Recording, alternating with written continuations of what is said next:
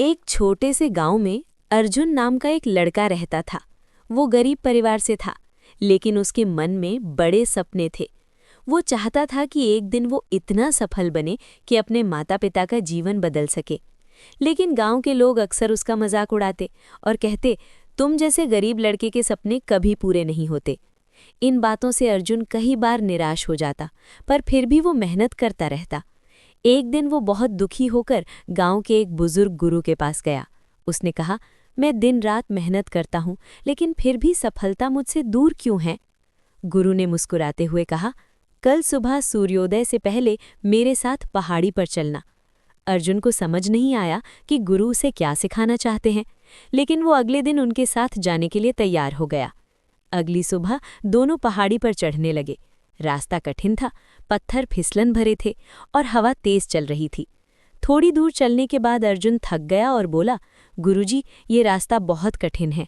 गुरु ने शांत स्वर में कहा, यही तो जीवन का सच है। जो लोग बीच रास्ते में हार मान लेते हैं, वे कभी शिखर तक नहीं पहुंचते। अर्जुन ने हिम्मत जुटाई और आगे बढ़ता रहा।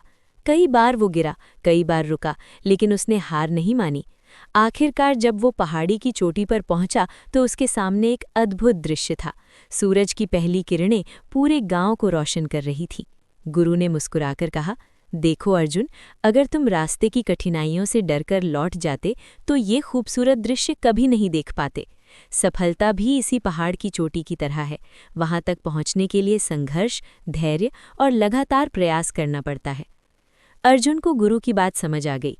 उसने उस दिन से ठान लिया कि चाहे कितनी भी कठिनाइयां आएं, वो अपने लक्ष्य से पीछे नहीं हटेगा। वर्षों की मेहनत और धैर्य के बाद अर्जुन एक सफल व्यापारी बन गया।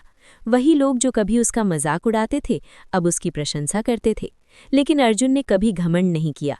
वो हमेशा लोगों को यही कहता, सफलता का रास्ता कठिन जरूर होता है, लेकिन जो व्यक्ति हार नहीं मानता, उसे मंजिल जरूर मिलती है।